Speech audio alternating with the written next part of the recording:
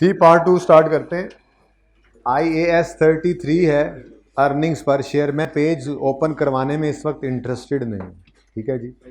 उसकी वजह ये है कि मैंने आपके लिए, मैंने पिछली क्लास में ये किया था कि मैंने पिक्चर नहीं, कोई हैंड आउट नहीं है, मैंने इसकी ना पिक्चर बना ली थी, ठीक है जी।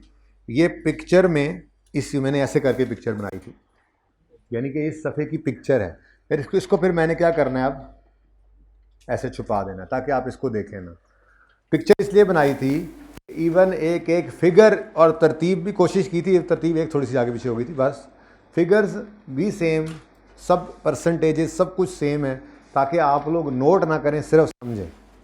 फिर अगर पिक्चर ही लेनी हो तो वो उधर ले लीजिएगा और उसी चीज़ की जो है ना वो अक्स आपकी किताब के अंदर नोटेड फॉर्म में मौजूद है, आपने नोट नहीं करना। मैंने इसलिए छुपा दिया। आप सफ़ा फिर भी ढूंढ रहे हैं भाई, सफ़ा ना ढूंढें, अभी आपको नहीं मिलेगा, ठीक है इंशाल्लाह। मार्कर निकालो, ब्लैक ब्लू रेड। मैं 3 चीज़ें आपके सामने बनाने लगा हूँ जी।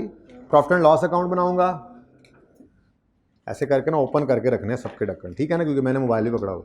इधर देखें जी, सबसे पहले हम बनाएंगे आज प्रॉफिट एंड लॉस अकाउंट। इधर ही बनाता हूं, इधर वाला तो भाईजान आपको नजर नहीं आना, ठीक है। स्टेटमेंट ऑफ कंप्रीहेंसिव इनकम मुझे पता है, statement of comprehensive income, profit and loss, OCI दोनों होते हैं। मैं सिर्फ प्रॉफिट एंड लॉस में इंटरेस्टेड हूं इस वक्त। प्रॉफिट एंड लॉस अकाउंट जो कि सेल्स से स्टार्ट होता है, बहुत सारी चीज़ें इसके अंदर आती हैं और अल्टीमेटली प्रॉफिट बिफोर टैक्स पे पहुंच जाते हैं, जो मैंने अज्यूम किया हुआ है। और ये अज्यूम ऐसे ही अज्यूम लिख कर आपके उस नोट के ऊपर लिखा हुआ है, इसलिए आपने बिल्कुल ना नोट करना है ना कि किताब में कहीं कुछ देखना है, क्योंकि वहाँ पर इकट्ठा सब, किताब में क्या है, इकट्ठा सारा पड़ा हुआ है। यहाँ पे मैं चाह रहा हूँ स्टेप बाय स्टेप एक एक चीज़ हम अलग अलग देखते जाएं कि ये चीज़ आएगी तो इसके क्या असरात हैं, ये चीज़ आएगी तो इसके असरात क्या हैं, इस तरह से चलना है हमने तरतीब से। ओके, तो ये मैंने अज्यूम किया जी 1500, ठीक है जी। उसके बाद इसमें से लेस होता है टैक्स एक्सपेंस, ये भी हमने अज्यूम किया 50 रुपये। नहीं, अब वो वाला अज्यूम किया हुआ जो है ना, ये पिछली से पिछले टाइम में गालिबन ऐसे ही बच्चों को कहा था, अच्छा चलो यार बनाते हैं, और वो डाटा बोलते गए चलो जी प्रॉफिट इतना ले लें, टैक्स इतना ले लें, ऐसे करके वो डाटा बन गया। तो वो फिर मैंने किताब में डाल दिया ताकि भाई बच्चे अगली बार नोट ना करें, ठीक है ना। तो बस ध्यान से देखते नहीं, अज्यूम किया 50 रुपये, लेकिन अब अगला अज्यूम नहीं करना।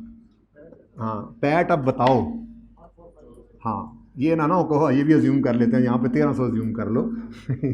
अच्छा 1500 में से 50 माइनस करके बताओ, 1450, ठीक है। इसके बाद OCI होता है, ठीक है देख लेंगे। मार्कर चेंज करो, ब्लैक नहीं, मजा किया यार, ब्लैक ब्लैक ब्लैक। अच्छा जी, अगली बात,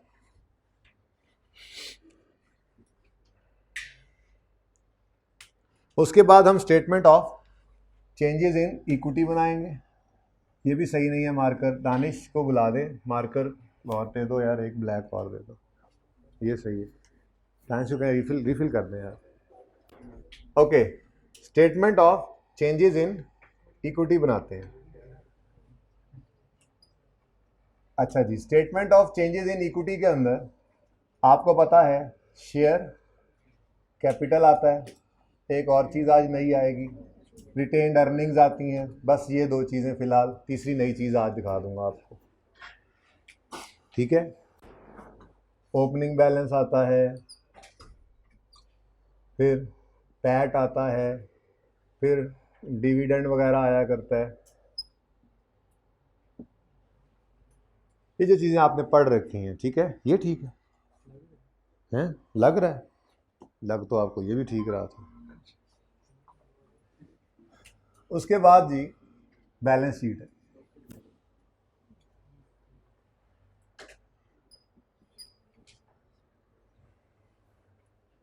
और बैलेंस शीट के अंदर मैं इक्विटी के आइटम्स है ना ये सामने, इनको डिस्कस करूंगा और नॉन करंट लायबिलिटीज़ को डिस्कस करेंगे, ठीक है जी। अब वन बाय वन चीज़ों को डिस्कस करना शुरू करते हैं।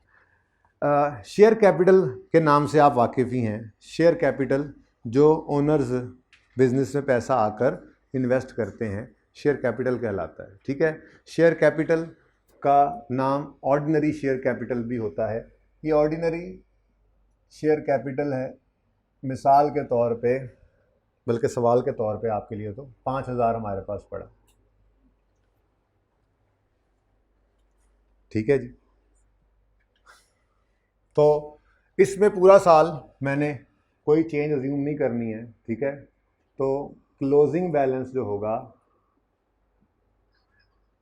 ये 5,000 ही होगा, और ये क्यों 9 सर, पैट इधर डालेंगे। मैंने कहा मैंने कोई चेंज अज्यूम नहीं करना, मैं डिविडेंड भी कैश दूंगा ना, इसका मतलब ये है, ठीक है। कोई चेंज यहाँ पे नहीं आएगा।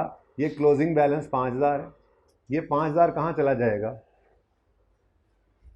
इक्विटी में।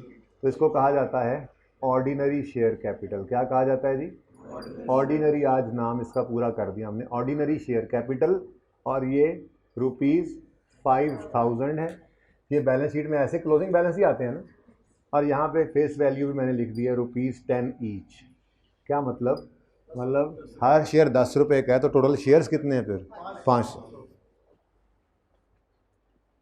ठीक हो गया जी। अगली बात, कंपनी ने एक लोन ले रखा है, उस पर इंटरेस्ट रेट 10% है और लोन की अमाउंट 1,200 है। बिल्कुल नोट नहीं करना, देख लो, मैंने जब फिगर्स की बात की तो मैंने यहाँ से देखा है, ठीक है ना, ताकि यही चीज़ बोर्ड वर्जन है, यही आपने रजिस्टर पे नोट करना है ना, तो वो बुक के अंदर नोटेड है आपके लिए, ठीक है ना, इसलिए उसको नहीं आपने छेड़ना बिल्कुल भी। कंपनी के पास कंपनी ने एक लोन ले रखा है, 10% उसके ऊपर रेट है, बैंक लोन है, 1,200 उसकी अमाउंट है। तो 10% बैंक लोन में लिख देता हूँ ताकि आपको याद रहे कि इसका रेट क्या था। 10% बैंक लोन का मतलब होता है वो बैंक लोन जिस पे इंटरेस्ट रेट 10% है। उसकी अमाउंट है जी 1,200 रुपये। अच्छा, अगली बात, कंपनी को कुछ और पैसों की ज़रूरत पड़ी और कंपनी ने शेयर्स इशू किए, लेकिन वो वाले शेयर्स नहीं, उन पे वो जो पहले इशू किए थे उन पे वोटिंग पावर भी मिलती है, पहली बात। दूसरी बात ये है कि वैसे भी उनमें रिस्क काफ़ी होता है। इन्वेस्टर थोड़ा सा देखता है कि यार प्रॉफिट कमाएंगे तो हमें देंगे, प्रॉफिट नहीं कमाएंगे तो हमें नहीं देंगे। इंसान बन जाओ, मैं बता रहा हूँ मुर्तज़ा, ठीक है जी। तो रिस्की इन्वेस्टमेंट होती है। तो कंपनी को पैसों की ज़रूरत थी, मार्केट थोड़ी सी परेशान थी, भाई भी सो गए हैं मार्केट की परेशानी में, एक दो बाजियाँ भी सो रही हैं, सब जाग जाएं प्लीज़। मार्केट में रिस्की इन्वेस्टमेंट करने पे मिसाल के तौर पे कोई तैयार नहीं हो रहा या मुश्किल हो रही है, तो कंपनी ने कहा शेयर्स इशू कर रहे हैं, फिक्स्ड अमाउंट ऑफ डिविडेंड देंगे आपको और प्रेफरेंस देंगे आपको वो वाले शेयर्स पर जो पहले से इशूड है, बस पैसे ले आएँ आप, ठीक है। तो ऐसे शेयर, लेकिन ये पैसे वापस कभी नहीं होंगे, जस्ट लाइक इक्विटी। इक्विटी क्या है, ऑर्डिनरी शेयर्स क्या हैं, हमने कहा था रेजिडुअल इंटरेस्ट। रेजिडुअल इंटरेस्ट कि कंपनी की जिंदगी में ये पैसे कभी वापस नहीं होते। हाँ, मैंने शेयर खरीदा, मैंने आपको बेच दिया, आपने आगे बेच दिया, ट्रेडिंग तो चल रही है, लेकिन कंपनी ने वो पैसे कभी वापस नहीं करने अनलेस कि कंपनी बाय बैक करे, वो हमारे सिलेबस में नहीं है, या कंपनी बंद हो जाए, लिक्विडेट होगी कंपनी, तो फिर सारा कुछ बेच बटा के लायबिलिटीज देकर जो बच जाएगा वो आपको मिलेगा, इससे पहले पैसे वापस नहीं आने। तो पैसे ऐसे ही हैं ये वाले भी, लेकिन यानी कि ये पैसे वापस नहीं होने, ये कभी भी रिडीम कहते हैं। आपके मिसाल के तौर पे आपने एक प्राइस बॉन्ड खरीदा, आपने कहा जी ये प्राइस बॉन्ड मेरे पास पड़ा है, और 6 महीने बाद आपको ज़रूरत पड़ी कुछ पैसों की, आपने जाके वो प्राइस बॉन्ड जहाँ से लिया था इशूअर से, उसको जाके वो प्राइस बॉन्ड बैंक को या जिसको भी वापस किया, प्राइस बॉन्ड वापस करके अपने पैसे ले लिए। इसको कहा जाता है बॉन्ड का तुड़वा लेना। क्या कहते हैं, बॉन्ड तुड़वा लेते हैं लोग, उर्फ़े आम में कह रहे होते हैं बॉन्ड तुड़वा लेते हैं, यार बॉन्ड्स पड़े हैं, कुछ बॉन्ड्स तुड़वा लिए मैंने। तुड़वा लिए क्या मतलब, लकड़ी के बने हुए थे, नीचे वो फेंक के ऐसे तुड़वा लिए जाके, मतलब रिडीम करवा लिए, ठीक है। आपने क्या किया, रिडीम कर लिया एक इंस्ट्रूमेंट को। तो हजरत ये रिडीम नहीं होंगे, ये शेयर्स वापस नहीं करेंगे, कंपनी ये पैसे वापस नहीं करेगी। हाँ, लेकिन ये पैसे जो हैं इन पे एक तो डिविडेंड फिक्स होगा, और दूसरा डिविडेंड देते हुए इनको प्रेफरेंस दी जाएगी ऑर्डिनरी शेयर होल्डर्स पर, तो इनका नाम हो जाएगा प्रेफरेंस शेयर कैपिटल। कौन सा share capital G, preference share capital, लेकिन रेड मार्कर निकालना जरा, लेकिन ये शेयर कैपिटल कौन से हैं, ये शेयर्स कौन से हैं, इररिडीमेबल, वापस नहीं होंगे ये पैसे कभी भी, इररिडीमेबल। ठीक है, तो ये प्रेफरेंस शेयर्स क्या हो गए, अभी भी आएंगे मार्कर्स, ये प्रेफरेंस शेयर्स क्या हो गए जी, इररिडीमेबल। इनके ऊपर नॉर्मली फिक्स्ड डिविडेंड की परसेंटेज होती है, तो हमारी एग्जांपल के अंदर वो क्या है, 12%। ठीक है, 12%। ये बंद ना किया कर यार, तेरी मेहरबानी है, मुश्किल ना खोले सी। अच्छा ये नया है, एक तो ये हो गई और दूसरा ये कौन से हैं, इररिडीमेबल है। ठीक है, ये क्या है, इररिडीमेबल। इसको थोड़ा आगे ले, इनकी फेस वैल्यू होती है ₹10 ईच, जैसे ये था कुछ पढ़ने आई हुई है चीज़, और ₹10 ईच ये है, और इसकी अमाउंट मैंने अज्यूम की है, पहले से ही पड़ी हुई है 3000। ओके, ये है जी प्रेफरेंस शेयर कैपिटल है, और प्रेफरेंस शेयर कैपिटल इधर कौन सा पड़ा होता है, हमेशा याद रखना, इररिडीमेबल।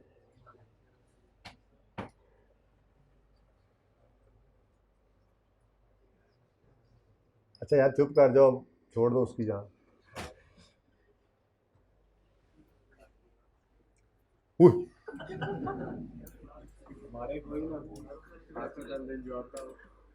अच्छा जी, अच्छा यार जब ये बड़ा है या आप बड़े हो सास हो क्या है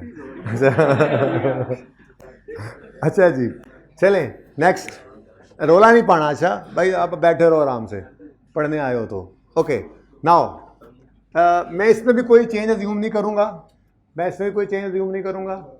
ये भी मैंने कहा जी जितने थे बस उतने ही पड़े हैं, तो ये क्लोजिंग भी उठ के कहाँ चले जाएंगे, इसलिए मैंने पहले यहाँ पे लिख दिया। ठीक है ना जी, तो इक्विटी ही है, ये पैसे कभी वापस नहीं आने। ठीक है, बस फर्क सिर्फ ये है कि ऑर्डिनरी डिविडेंड से पहले प्रेफरेंस डिविडेंड आएगा।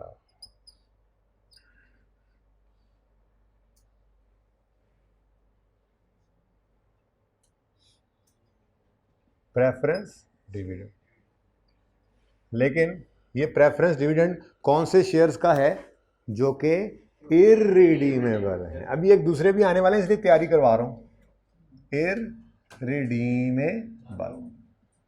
इनको ये डिविडेंड मिलेगा, फिर कुछ बच खुच गया तो वो जाके बेचारे ऑर्डिनरी को मिलेगा। ठीक है, जैसे कि हम मिसाल लेते हैं, मिसाल के लेते हैं, इसमें तो सवाल है 12% है, 3000 है, तो ये 3000 इंटू 12% आंसर क्या आ गया, खुद भी बता दो कि ये भी मैं देखूं जी, 360। ये बिल्कुल रिटेन्ड अर्निंग में से ही माइनस होगा, this is just like dividend, बस अमाउंट फिक्स्ड है और प्रेफरेंस है। पहले मैंने नंबर उनका डाला है, ऑर्डिनरी की बारी बाद में आती है।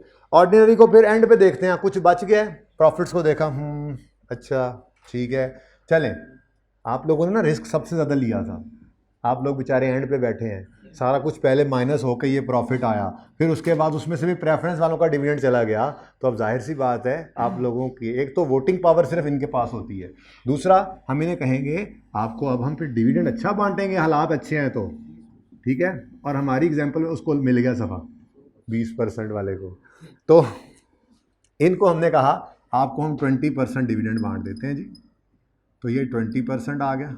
आंसर क्या आता है बोलो, 1। ठीक है बच्चों, तो irredeemable preference shares are just like ordinary shares, इसीलिए वो नज़र भी कहाँ, क्लासीफाई भी कहाँ होते हैं, इक्विटी में, स्टेटमेंट यानी इक्विटी के अंदर भी आ गए, और उनका डिविडेंड भी कहाँ आता है, जहां ऑर्डिनरी का डिविडेंड जाता है, बस इनको क्या किया जाता है, प्रेफरेंस दी जाती है। इनको क्या दिया जाता है जी, प्रेफरेंस। ठीक है, डन। अच्छा, कंपनी को मजीद कुछ पैसों की जरूरत पड़ी, ये प्रेफरेंस दी जा रही है इनको, प्रेफरेंस। ठीक है, प्रेफरेंस, पहले इनको पे किया, फिर कुछ बचा तो वापस। अगली बात, कंपनी को अगली बात से पहले मुझे ये बताओ, कंपनी ने जो लोन ले रखा है इस पे जो इंटरेस्ट है, ये इंटरेस्ट कहाँ जाता होता है, ओ यस, यहाँ पर सेल लेस, ये नुक्ते जो है ना, नुक्ते ये इस तरह से है, sale less cost of sale, GP add other income less selling expense less admin expense less other expense less finance cost. पहुंच गए हैं, लेस फाइनेंस कॉस्ट। अब वैसे तो ये नोट्स के अंदर जाके तफसील होती, लेकिन मैं अब चूंकि यहाँ पे सारा फॉर्मेट बना रहा हूँ तो मैं यहीं पे दिखा रहा हूँ, अब अलग से क्या नोट बनाऊँ। फाइनेंस कॉस्ट के अंदर इंटरेस्ट ऑन बैंक लोन आएगा, और बोलो। अच्छा, तो यहाँ पे हमने लिखा interest on bank loan. Bank loan कितना है जी? 1200, और इंटरेस्ट रेट 10%, तो 100, मतलब 1500 तक आते आते, और ये पता है ना, ये 1400 ये जाता होता है इधर, पता है ना, तो ये 1400 रुपये तक आते आते 120 क्या हो चुका होता है? माइनस। अच्छा, अब कंपनी को मजीद शेयर्स की, मजीद पैसों की ज़रूरत पड़ी। उन्होंने फिर कहा शेयर्स इशू कर रहे हैं भाई, शेयर्स खरीद लो। लोगों ने कहा पैसे आप वापस नहीं करते हैं, आप कहते हैं कंपनी मरेगी तो फिर पैसे मिलेंगे, पैसे कुछ अरसे के लिए चाहिए, उधार पे तो ले लो। उन्होंने कहा ठीक है, रिडीमेबल शेयर्स इशू कर दिए। क्या कर दिए जी? वो 5 साल 10 साल 15 साल 20 साल के अरसे के लिए शेयर्स इशू कर दिए। ये रिडीमेबल का मतलब वापसेबल, रिडीमेबल वापसे, इरिडीमेबल गैर वापसेबल, रिडीमेबल रिडीमेबल वापसेबल। ठीक है, वापसी हो जाएगी इन पैसों की। अब जिन पैसों की वापसी हो जाती है वो इक्विटी नहीं है, वो डेट है, वो डेट है। तो फिर जहां पर डेट्स नज़र आते हैं ये भी वहीं पे नज़र आएगा। ये ईद पे जाने से पहले भी मैंने थोड़ी सी बात की थी ये वाली। बहरहाल ये तो तफसील से इसलिए कर रहा हूँ कि अब गड़बड़ हो चुकी है, अब इसको इतनी तफसील से डिस्कस ना करना। जो छोटी मोटी पीछे रह गई हैं कमियां पेशियां वो तो पूरी हो ही जानी है इसमें, लेकिन इसको तफसील से अब डिस्कस ना करना, इस टॉपिक में आगे नहीं चलने देगा आपको। ठीक है, वैसे तो एक रेशो के अंदर भी पैड माइनस कुछ हो रहा था, वो भी समझ आ जाएगा अभी थोड़ी देर में इंशाल्लाह। ठीक है, तो प्रेफरेंस शेयर कैपिटल ही है ये भी, लेकिन ये प्रेफरेंस शेयर कैपिटल कौन सा है जी? रिडीमेबल। कौन सा? इसीलिए जब वापसेबल है तो ये इक्विटी नहीं है, ये डेट है। जब डेट है तो फिर नज़र भी कहाँ आएगा? डेट्स में। अब नाम उसका क्या करें? नाम तो नाम है, बस इंस्ट्रूमेंट का नाम है। शेयर्स भी तो नाम ही इंस्ट्रूमेंट का, रिडीमेबल भी तो शेयर्स इंस्ट्रूमेंट ही था, बस वापसी वाले नहीं थे तो उनकी नेचर इक्विटी वाली, तो इक्विटी में रख दिया। वापसी लोन लिया है ना लोगों से, वो लोन बैंक से लिया हुआ था, ये लोन लोगों से ले लिया शेयर्स इशू करके रिडीमेबल वाले। ठीक है, फिर उड़ने लग गया। तो इसकी परसेंटेज भी फिक्स होती है, 8% है हमारी एग्जाम्पल में, और इसकी अमाउंट है लेट से 800 रुपये। अब मेरा सवाल, रिडीमेबल प्रेफरेंस शेयर्स हैं, they are just like loan debt, loan debt, तो इनका डिविडेंड जो कि कॉस्ट है, इसकी कॉस्ट है, वो भी फिर कहाँ जाएगी?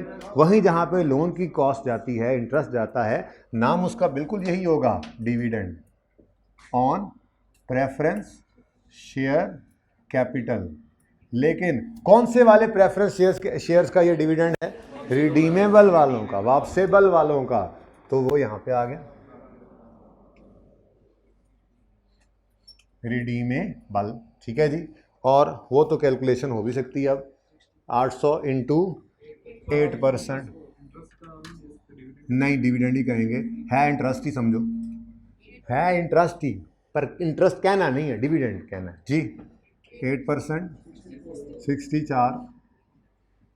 ठीक है जी, तो ये पैट आ जाएगा 1450 इधर, और ओपनिंग ये सारे मैंने अज्यूम किए थे ना, ओपनिंग अज्यूम करना है 2410, ये अज्यूम किया हुआ 2410, लेकिन अब ये अज्यूम ना करना, ये क्लोजिंग बताओ। ये 2410 मैंने अज्यूम किया ना, लेकिन ये 1450 ये आया, ये 360 ये मैंने डाटा से निकाला जी। कितना? 2500 पूरा। ये 2500 भी कहाँ चला जाएगा?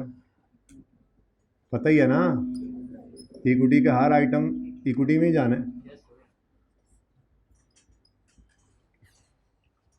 ये तस्वीर हुई मुकम्मल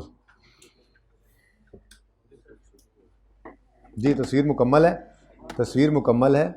अब इधर देखने ज़रा, ये सारा कुछ पेज नंबर 590 के ऊपर मौजूद है। सारा कुछ पेज 590 पे। पिक्चर बेशक वहाँ से बना लें, इसको ढक्कन लगा दें 1 मिनट के लिए। अब इधर देखें, ठीक है, बना लें पिक्चर। हाइब्रिड वालों, आपके लिए आमिर भाई रोक के बैठे हैं, पिक्चर बना लें जल्दी से। मैं भी इधर ही आ जाता हूँ, मैं भी पिक्चर में आऊँ ना।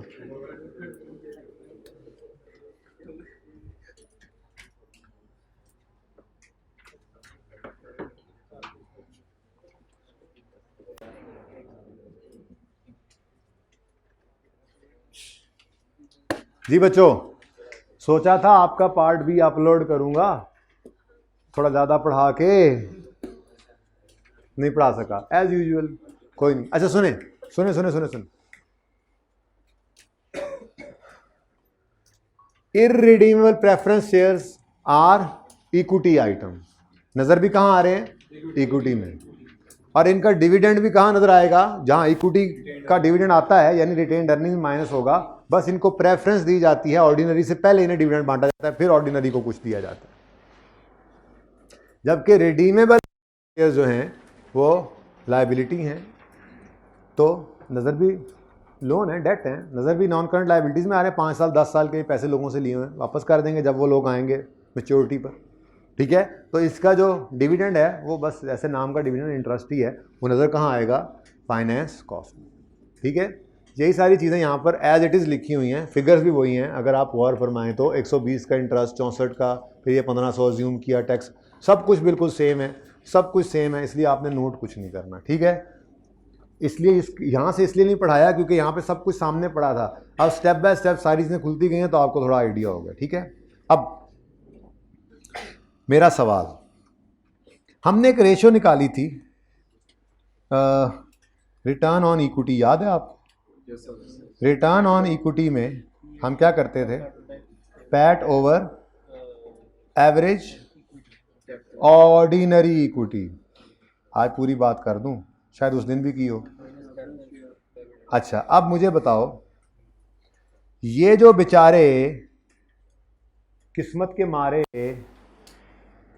ये शेयर होल्डर्स हैं ऑर्डिनरी वाले, क्या ये इधर से देख, ज़्यादा अच्छा समझ आ रहा है, ये जो शेयर होल्डर्स हैं ऑर्डिनरी वाले, क्या ये इस 1450 पे नज़र रख सकते हैं? रखेंगे ना, यही मिलेगा ना उनको? नहीं, इस 1450 में से पहले 360 माइनस होगा, फिर जो बचेगा वो है attributable to ordinary share holders, वो है डिस्ट्रीब्यूटेबल टू। डिस्ट्रीब्यूट करें ना करें वो अलग बात है, लेकिन है इनका। तो ऑर्डिनरी शेयर होल्डर्स के पास क्या बचता है? फिर पैट में से भी माइनस कर देना प्रेफरेंस डिविडेंड, लेकिन वो प्रेफरेंस डिविडेंड किसका? इररिडीमेबल वाला। ठीक है, तो ये अब अगर आप जाके अपना पिछला टॉपिक ओपन करेंगे ना, तो उसमें आपको ये फॉर्मूला भी मुकम्मल होता नजर आएगा। घर पे ओपन कीजिएगा, रहने में। ठीक है जी, तो ये आपकी रेशो भी कंप्लीट हो गई, ये रह गई थी उस दिन। अच्छा, अब अगली बात, हम तो पढ़ने निकले थे ईपीएस। ईपीएस का फॉर्मूला क्या होता है? ईपीएस का मतलब होता है अर्निंग पर शेयर। पर शेयर, हर शेयर ने कितना प्रॉफिट कमाया। लेकिन कौन से ये किसकी? ये भी ऑर्डिनरी शेयर होल्डर की रेशो है, ये भी ऑर्डिनरी शेयर होल्डर की रेशो है। ऑर्डिनरी शेयर होल्डर ही इसको यूज करता है, इसको देखता है कि मेरे हर शेयर ने कितना अर्न किया। ठीक है, तो इसका फॉर्मूला होता है earnings attributable to ordinary share holders divided by number of shares. ठीक है, divided by number of shares. अब earnings attributable to ordinary share holders क्या होगी? पैट ना, पैट ना, पूरी बात तो है ये। अर्निंग्स जो ऑर्डिनरी शेयर होल्डर्स को एट्रीब्यूटेबल होती हैं वो होता है पैट माइनस प्रेफरेंस डिविडेंड। कौन सा वाला? इररिडीमेबल वाला। ठीक है, ये चीज मद्देनजर रखते हुए मुझे इसी सवाल में ईपीएस तो निकाल के दें, जल्दी करें, आपके पास 30 सेकंड है। ये सवाल है, ये सवाल बन गया क्वेश्चन 1 में, बस आपके पास किताबों में है सवाल मौजूद। आपको पैट का भी पता है 1500 है,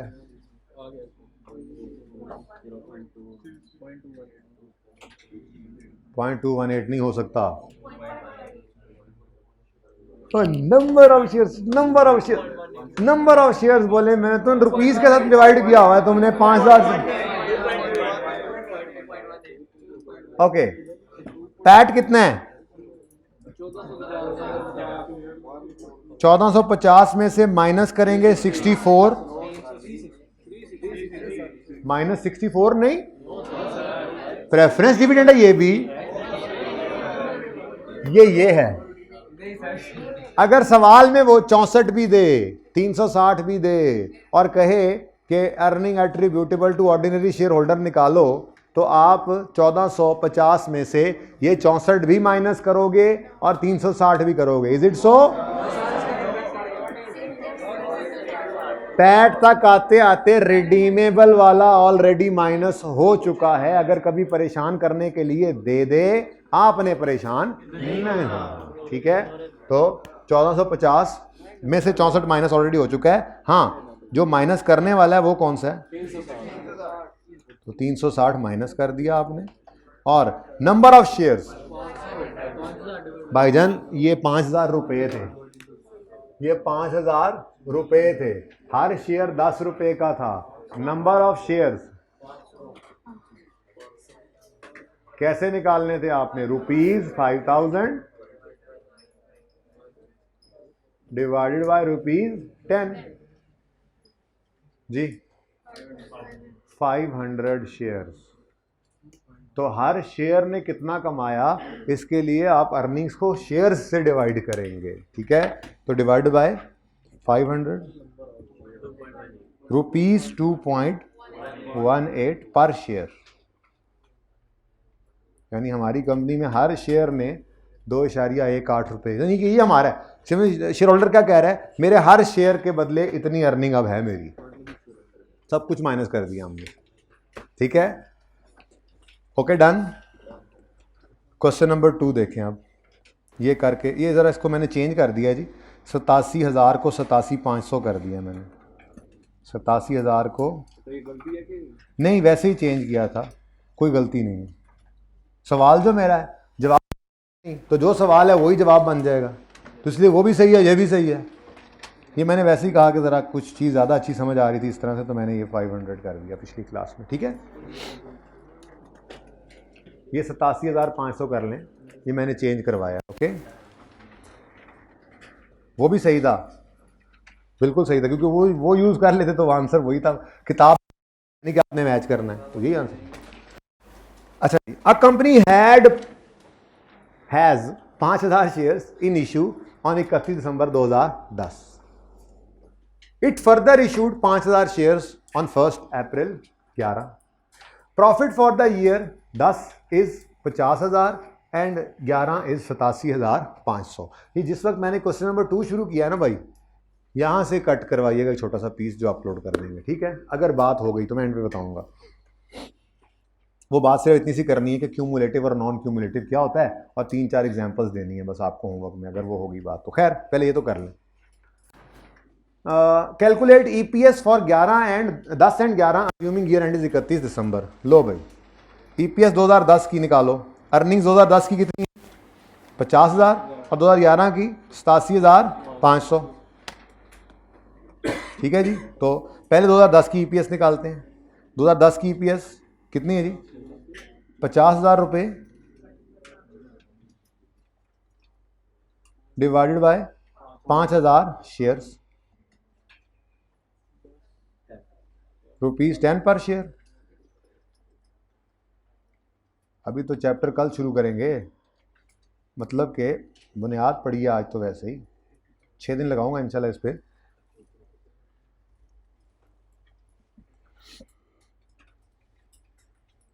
तो 11 के लिए प्रॉफिट क्या हो गया? 87,500। और लेकिन मसला क्या है? मसला ये है ना, 2010 के अंदर उसने कहा जी 2010 के एंड तक पूरे साल में प्रॉफिट कितना कमाया? 50,000। और 2010 के एंड तक इन इशू 5,000 शेयर्स हैं, तो उस खामोश है तो ये एज्यूम करेंगे पूरा साल इशू में ही रहे ना, ठीक है? अब अगला साल आया तो it further issued 5000 shares on 1 अप्रैल। पहले 3 महीने में 5000 शेयर्स ही थे, अगले 9 महीने में 5000 शेयर्स और इशू हो गए, जहाँ कहीं ऐसे। अब बात है जी, मसला ही कोई नहीं है जी। हम क्या करेंगे, हम डिवाइडेड बाय 10 कर देंगे, 10,000 शेयर्स। सही है ना, सही है ना, क्या मसला है? वो तो क्या हुआ? देखो, शेयर्स जब आते हैं बिजनेस में तो वो अर्निंग्स में कंट्रीब्यूट करते हैं, अर्निंग्स को बूस्ट देते हैं। क्या मतलब, सरमाया जब लगाते हैं हम तो उससे बिजनेस में बूस्ट आता है ना, अर्निंग्स में, प्रॉफिट्स में बूस्ट आता है ना। तो हमने अर्निंग्स तो उठाई हैं, सवाल ने जो दी हुई हैं पूरे साल की होंगी। अब ये 87,500 की जो अर्निंग्स आई हैं, क्या इन 87,500 की अर्निंग्स में सारे के सारे 10,000 शेयर्स ने पूरा साल कंट्रीब्यूट किया? नहीं, 5,000 शेयर्स ने सिर्फ 3 महीने कंट्रीब्यूट किया है, और 10,000 शेयर, यूँ कह लें, हाँ यूँ कह लें, 5,000 शेयर ने पूरा साल कंट्रीब्यूट किया है और दूसरे 5,000 ने सिर्फ 9 महीने। तो इसका मतलब 10,000 डिनोमिनेटर में लिखना सही नहीं है, बल्कि हम क्या करेंगे, हम कहते हैं जी 10,000 में से ये यूँ 5,000 तो जी पूरा साल रहे ना, बाकी 5,000 जो हैं इनको 9/12 करें। आंसर क्या आता है? आएगा, करके देखोगे तो 8750 आएगा। 8750। तो फिर मैंने ज़रा ये सेम इसलिए रखा है कि देखें जी, शेयर्स बढ़े हैं तो उसी हिसाब से अर्निंग्स भी बढ़ गई हैं ना। शेयर्स बढ़े तो उसी हिसाब से अर्निंग्स भी बढ़ गई। अगर 10,000 लेते तो ये कम हो जाती रेशो, हालांकि कम नहीं हुई। नए शेयर्स ने कम कंट्रीब्यूट नहीं किया, बिजनेस की परफॉर्मेंस गिर नहीं गई, शेयर्स ने कंट्रीब्यूट सिर्फ 9 महीने किया है। ठीक है, खैर छोड़ें इस बात को, ये अभी बारीक बात है, बाद में देखेंगे। फिलहाल तो ये काम ऐसे नहीं करना, ठीक है। इसके लिए हम एक वर्किंग किया करेंगे, इसको कहते हैं वेटेड एवरेज ऑर्डिनरी शेयर्स निकालना। वो कैसे निकालेंगे, एक छोटी सी सिंपल सी वर्किंग है, ठीक है जी। इस वर्किंग में डेट होगी, डिस्क्रिप्शन होगी, नंबर ऑफ शेयर्स,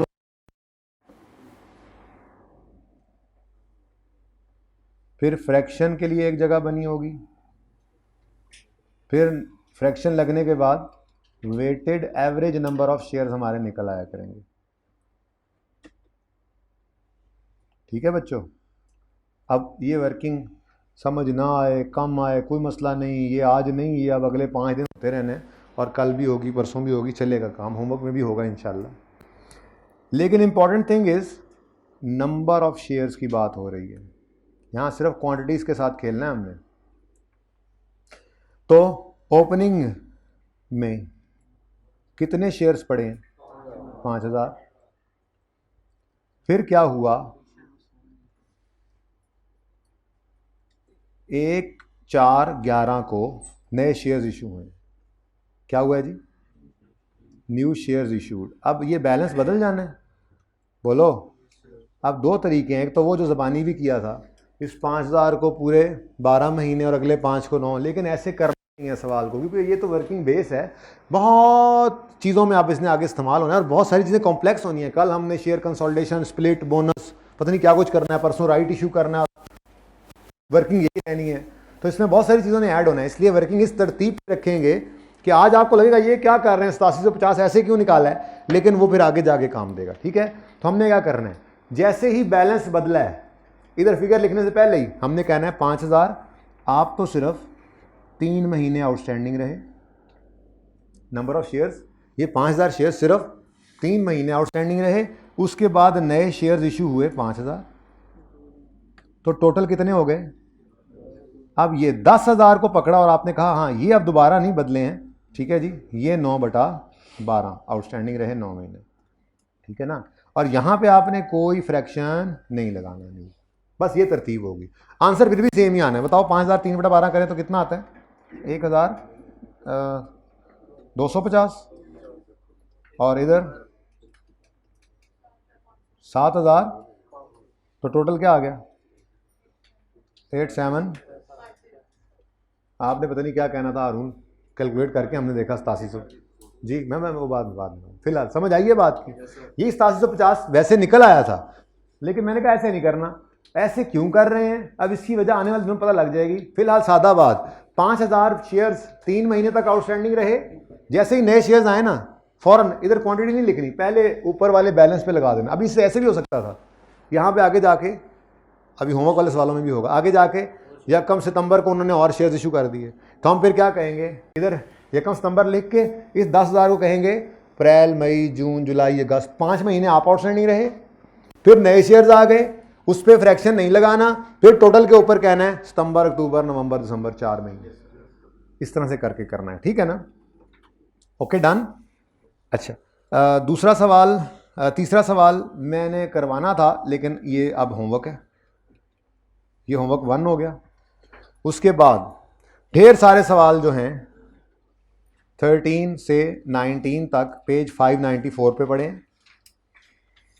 ये कौन सा पेज है जी, पेज 590 पर क्वेश्चन नंबर 3 आपका होमवर्क हो गया। एक उसमें ज़रा मैंने जैसे ज़बानी बताया ना वैसे होना है, ठीक है। उसके बाद पेज 594 पे आए, पेज 594 पर issue of shares at full market price जो मैंने आपको सिखाया है, ठीक है। ये सिंपल क्वेश्चंस हैं, छोटे छोटे क्वेश्चंस हैं। ये देखें आप, इनका आंसर है इतना इतना, 2 मिनट फी सवाल, इतने छोटे छोटे सवाल हैं, जैसे अभी मैंने किया है ऐसे ही सवाल है।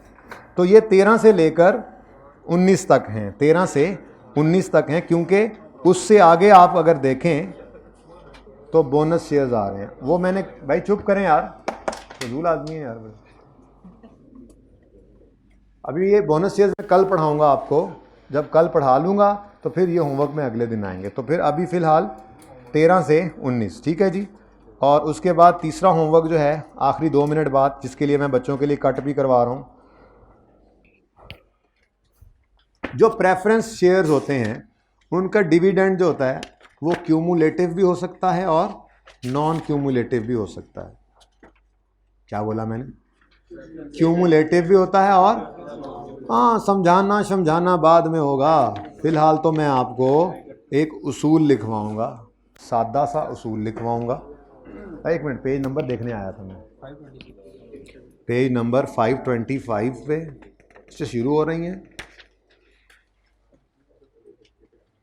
एग्जाम्पल 7 तक कर लेते हैं।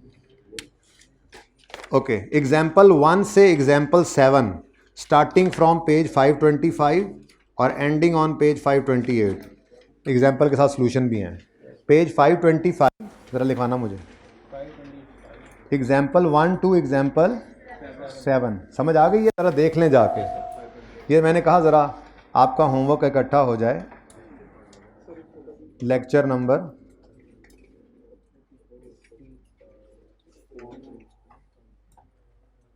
हाले भी 85 पे ही बैठा है, ठीक है ना।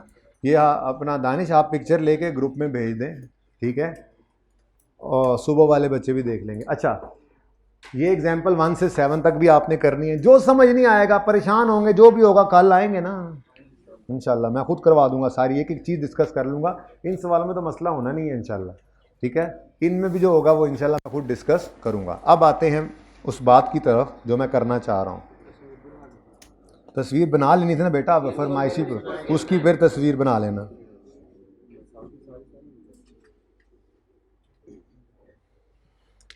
मैंने आपसे कहा प्रेफरेंस शेयर्स होंगे तो ये डेट है, और अगर इररिडीमेबल होंगे तो ये क्या है, इक्विटी है।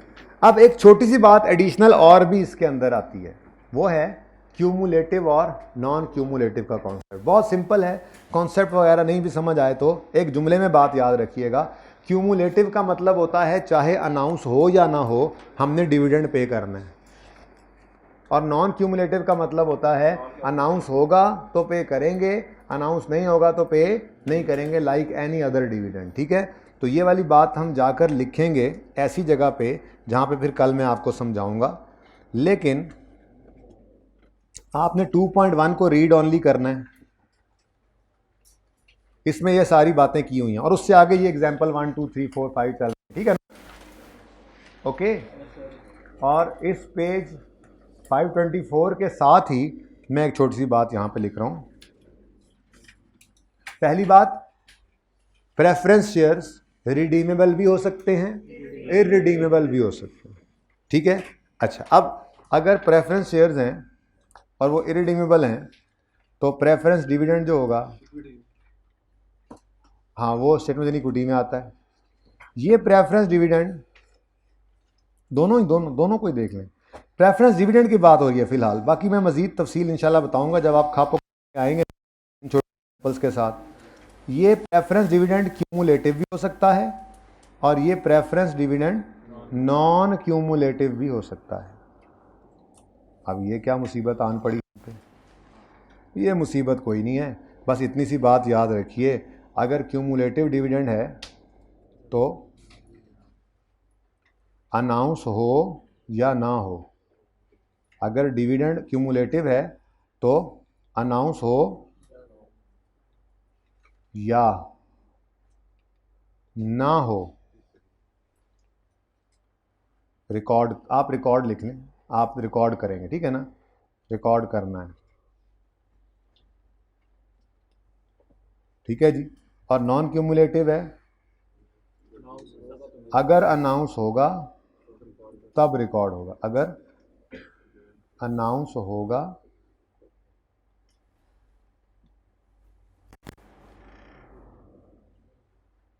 तो तब रिकॉर्ड होगा। ओके, बस इतनी सी बात ज़रा ज़हन में रखें और ट्राई कीजिएगा अपनी इन एग्जांपल्स को 1 से 5 तक, ठीक है जी। ज़िंदगी रही तो कल होगी मुलाकात। अल्लाह हाफिज़।